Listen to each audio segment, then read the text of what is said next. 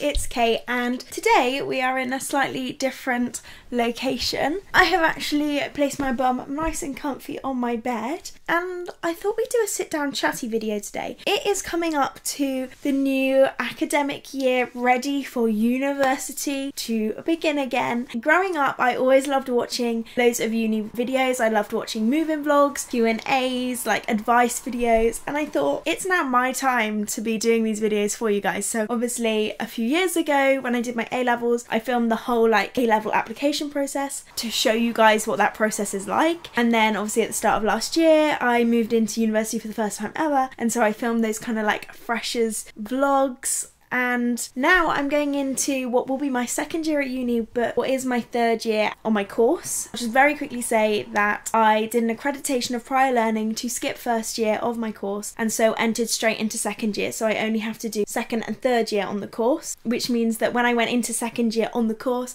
it was my first year of university. So this is my second year of university, but I'm doing third year. I'll graduate this year. I thought I wanted to film a kind of advice video for university, having been there for a year. And so we have my handy dandy laptop here with kind of all the things I need to talk about, because I kind of feel like it could be a lengthy one, so you know, grab a snack, grab a drink. The first kind of big topic question I have is obviously once you, why are you shouting, bruv? Once you have picked what you're going to study and you've kind of got in to university, is how do I decide whether I live on campus or off campus? Now, for me personally, that was never a question. One, because all the universities I looked at were hours and hours away, like there was no way I could live here while commuting. But also because, to me at least, university is the first step of like kind of becoming an adult, becoming your own person, moving away from home. And so it was really important for me actually to move away and to live by myself and to start that part of my life. And I'm so glad I did, because I love being back here, don't get me wrong, and I love being with my family, and I do really miss it sometimes when I'm at uni, but there are times when I'm at uni and I love that I am in charge of myself. So definitely for me it was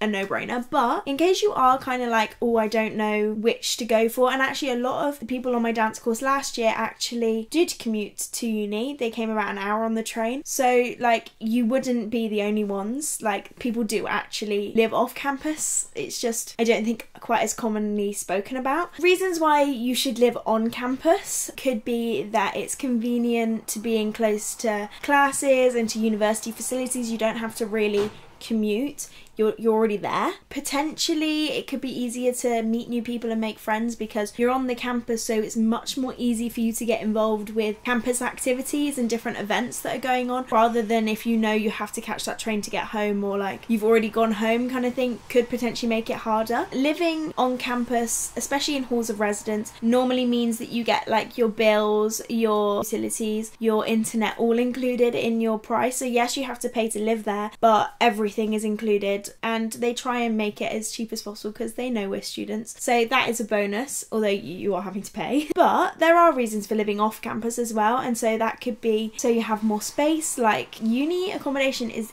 tiny. I had to squeeze so much stuff in that tiny room, and I still don't know how I did it. You have more space, you have more privacy. Actually, if you're a really anxious person, you don't want to be away from home, that can be really helpful to have that as well as going to university all the time. It can also be cheaper, especially if you live at home. You don't have to pay rent, don't have to pay a thing. If you're choosing to live off campus but like live somewhere else, it could also be cheaper because it's not student accommodation, but then also could be more expensive. You have to kind of do your research. There's something in the fact that you have the flexibility of like choosing roommates if you want to when you live off campus. If you were to not live at home but to live in another accommodation, I guess you can choose. However, I would say actually the halls of residence were really brilliant for me because they were like free friends. Like my flat were the first friends I made pretty much at uni when I moved there, and they're still my friends now. What should I pack for university? Now I feel like I'm not the right person to answer this because I just went, oh yeah, pack the entire bedroom. My entire life I will need it all. Why did I think that I needed 3, like, I had my fake tan bowl, and then I had 3 backup fake tans for when that fake tan ran out? Did I think I was moving to like the ass end of nowhere where there was no fake tan? Did I think that I wasn't coming home like every reflection week or like reading week or holiday when I could get the new tan? I didn't even use 1 bottle of tan, I don't think. Or if I did, like, I was like on my second one at the end of the year. Like, where did I think I was going? So you do not need to pack as much things as you think you need to pack. I actually found a list online. I just looked up like lists of what I need to bring to uni, and I kind of edited some of those together and made my perfect list. But just as like basic list, I've got the uni clothes. You're gonna want comfortable shoes. I have like 3 pairs of trainers at uni and I wear all of them all the time. Also, having like slippers or Crocs or something that you can just slip on, because those floors are grubby and you do not want to be standing on those floors at uni. Then obviously you need bedding, so you're going to need your bottom sheet, your pillows, your duvet. I took a mattress topper and I'm so glad I did, because those, 1, you don't know who's been on those beds ever, and 2, they're so hard. Like, they're cheap mattresses, and so I'm so glad I took my mattress cover so it's just a little bit softer. Then you're gonna need towels. I needed like a bath mat for coming out of my shower, obviously. You're gonna want, I had like a wheelie tray thing for my bathroom to put all my stuff in because there was no storage in my bathroom, and also a little shower caddy, you know, the ones that suction onto the wall. They are brilliant, but it didn't work in my bathroom. I don't know why, it just wouldn't suction to the wall. So I had one of them, but I couldn't use it, but they're also really good. So definitely something to put your toiletries in the bathroom. If you're sharing bathrooms, you can't like keep your stuff in the bathroom, a box or like a caddy or something to be able to like carry your stuff would probably be really helpful. And then you're gonna need kitchen supplies, so you're gonna need like your plates, your bowls, your cutlery, some glasses, maybe a mug, pans, kitchen stuff, I guess. You can get quite a few sets actually online now. I'm pretty sure IKEA do one. I took things to make my room because it can get lonely sometimes at uni, so I had lots of pictures from home. I had like my teddies,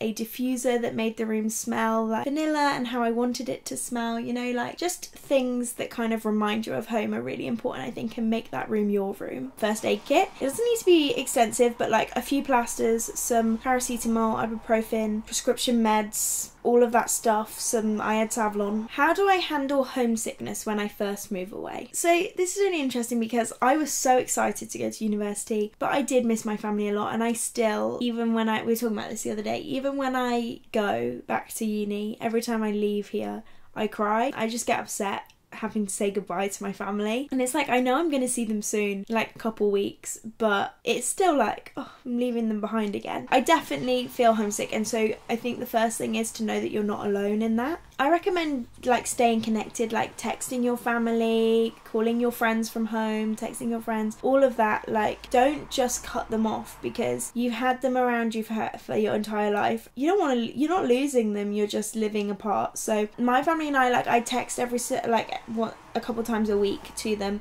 My dad texts me every Wednesday and I like update him about my week, and then on a Sunday I have a big, like, normally about an hour, I FaceTime my mum and dad, and sometimes Edward, although he's a busy bee, and they show me my guinea pig because I miss him the most when I'm at uni, and we just have a catch up. I wasn't someone who wanted to FaceTime every day because I feel like that took away that independence and didn't allow me to kind of not be homesick, but definitely I made sure to stay connected, and I feel like that's a must. Then I would say, like, getting involved with things. Like, it's hard to feel homesick when you start to make university feel like home and you start to make friends who become your family. So my flatmates became my family, and my friends at dance are like my best friends. They are like my sisters, my brothers. They are my family. I miss them so much now when I'm not with them because they're my everything. Definitely getting involved with things means that you make more friends and you build a community around you, and when you're busy and you're doing things and you're with people, it's much harder to feel homesick, I think. Creating a routine is really important. It can be so easy to feel homesick if you don't have a routine, and I find routine really helps me just generally in life. So I really try to establish from the beginning a routine. I get up at this time, I go to my lectures, I do this, I go to dance club in the evenings, and I get in, I make my lunch for the next day, I have my dinner at this time, I maybe watch a film or like a program, I make sure I talk to my friends, and then I go to bed by this time, I read before bed, like different things like that just to make sure I kept a routine, and that helped me to kind of keep my head in the right place and not feel so homesick. Everyone feels homesick, and we all have, even though we all seem like we're having a great time, there are times throughout the year when you will feel homesick and you will miss home, and everyone's like that. But that if that is continuing and you're feeling like it's all a bit too much, like there are so many people that can help you on campus. Like there are counsellors, there are advisors. Go and speak to someone, because they will be able to help you and probably going to tell you, look, it's okay to feel that way, and they're going to find you like methods to cope with it. So it's okay to be homesick, and there are lots of ways to cope with it, but if you are struggling, definitely find some help. What are some tips for making new friends in a new place? A part of me feels like I am a really good person to talk to about this, and part of me thinks I am not, because I'm actually in certain settings I'm so good at making friends. I love making new friends, but in other settings I cannot make new friends at all. For example, going to dance club, instantly able to make friends with like everyone there, all of these people. But going to like, I don't know, and just out and about, I'm not about to go up to someone and be like, will you be my friend? That's not me. At that moment I become an introvert. Joining clubs and societies help so much friends, because these people share your interests, so they are the best people, and like they also want to make friends. That's why probably one of the reasons they've joined a society. So yeah, definitely going to those things and like meeting new people. And as hard as it is, being open and knowing like we're all scared to say hello to that person we don't know, but if you just reach out and say hello, chances are that person could be your new best friend. You just kind of have to smile and fake it until you make it, really. Going to different social events. Obviously lots of societies hold socials. Universities tend to hold events, and these are really brilliant ways to meet people as well. Volunteering in places outside of university can really help you to make friends like in the surrounding area, so you don't just feel like your only friends are university friends. Using social media, I actually joined a Facebook group before I started at uni, and I met some of my flatmates before I even moved in. Also, if you know there's a society you want to join, chances are they have an Instagram account, so go message them, because I'm sure they will want to talk to you and get to know you, and will be so excited to welcome you into their society. How do I balance academic and social life? I feel like sometimes I have this down to a T and other times I don't, and I also feel like I know people who don't have this down to a T. Prioritising tasks and being organised. Now for some people that is a whole new concept, being organised. To me that is second nature. So I have a planner, I have a bullet journal, I plan my time, I check it every night, I arrange, I look and I'm like, okay, that's when I can study, that's when I can work, and that's time when I can be social and be with people, and that's time when I can just be by myself for self-care time, because also it's important to let yourself like have free time as well so you don't get burnt out. I also set lots of goals, so my academic goals,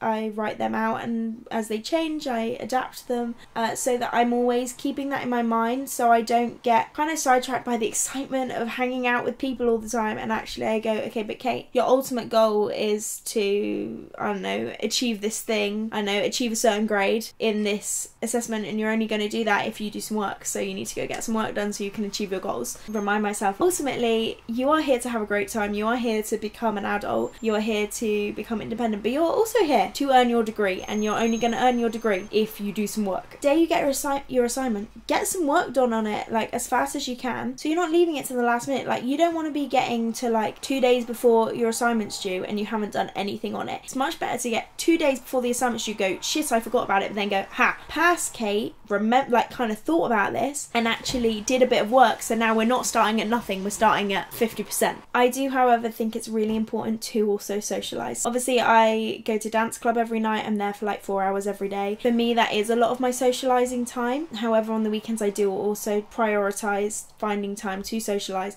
and not just like rotting in my flat or like working. I really try and find that balance. How can I budget my money effectively while living on my own? Budgeting is so important as a student, because that student loan does not go very far, if anywhere. Definitely tracking your expenses. There are apps that you can use to do this now, budgeting apps. I have a Excel spreadsheet that I made, where I put all my expenses in that spreadsheet, and it tracks how much I'm spending, how much money I have left, where I'm kind of spending the most money, to set limits for money. So like this amount of money goes to rent, this amount of money goes to food, this amount of money is for socials, and I had a certain amount of money a week. Let's say you have £100 a week, you might not. it could be different, but let's say that's the amount because it's a simple number. So let's say you've got £100 per week. Let's say, you know, you can spend £40 of that on your food shop. £40 of that goes on your food shop, so now you have £60 left. And I pay for my phone bill, obviously, so that's like £30 a month. So roughly, let's say it's £40 a month, so that is £10 a week roughly. So I've now only got £50 left. Let's say I'm gonna let myself spend £20 on being social, and so like that can be going on a social, that could be doing lots of activities. £20 for that. Now I have £30 left, and that can be used for whatever I need it to be used for, whether there's something else I need to budget for. Maybe that goes towards my petrol for my car because I take my car to uni, or if that's going to be saved for next week, so actually I have more money for next week to maybe do more social things and a bigger thing. Maybe I need that money to pay for my uniform for dance club. I don't know. That's kind of like where my head's at, and I'm not as strict at staying to it, but I definitely need to start. So if I don't spend all my money in a week, save it. You don't need to spend it. A lot of banks, like debit cards, offer student overdrafts of like 1,500, I think, and that was really helpful for me because I always came back out of my overdraft pretty quick, but occasionally there was times I had to go in it to then jump back out of it. I would say an overdraft is really helpful for like just in case, and definitely just pay off your balances monthly. Like you don't want to be in debt because it's just gonna build up and then it'll get worse. But I kind of have like, what are the common mistakes to avoid when moving to uni? I would say overpacking. I have been caught by this mistake. It was a mistake, so definitely avoid overpacking. I'm going to be trying so hard to not overpack this year. Another massive mistake is ignoring budgets and just spending money willy-nilly. Like, you are very fast going to get into debt and you're going to get yourself into huge amounts of trouble. Just keep diligent on that money, and it's okay to say no to things if you don't have the money. Yeah, it can be awkward, but it's okay. We all don't have a lot of money. Procrastination and like not getting your work done, it can be so easy once you miss your first lecture because you slept in to go, oh well, I missed that lecture, I'll miss another one, until eventually you're missing every single lecture, and then you're getting behind on assignments and work, and it's just going to build up and it's going to get even worse. So really just like stay on top of your academics because you are also there to do university and get your degree. I think another mistake is not getting involved, not meeting new people, and not engaging in campus life. I feel like that's a huge part of the experience, and yeah, you'd be silly not to get involved. And then I'd also say a huge mistake is neglecting health and not prioritising your physical and mental well-being. Realistically, you're never going to do well at your degree if you let that deteriorate as well. Those would be my top 5 mistakes. I've been filming for like 45 minutes, so God knows how long this video is going to be. I do hope that this video was helpful in some way to you guys. I'm sure I haven't answered everything. Maybe you have more questions, so leave them in the comments, and please give this video a thumbs up and let me know in the comments if you would like me to do another one of these videos, because there are thousands more things about university that I could talk about. Also, if you wanted me to like see if I can get someone else on the channel to talk about these things with me, then definitely let me know in the comments and I'll see what we can do. I will see who we can get on the channel to give us some uni advice, answer your questions. But yeah, if you're moving to university this year, definitely just try and relax, get excited because it is going to be the best time of your life, and try not to get too stressed or overwhelmed. Like, I know it's easier said than done, but like just take a breath, it's going to be okay. I'll see you next time. Bye.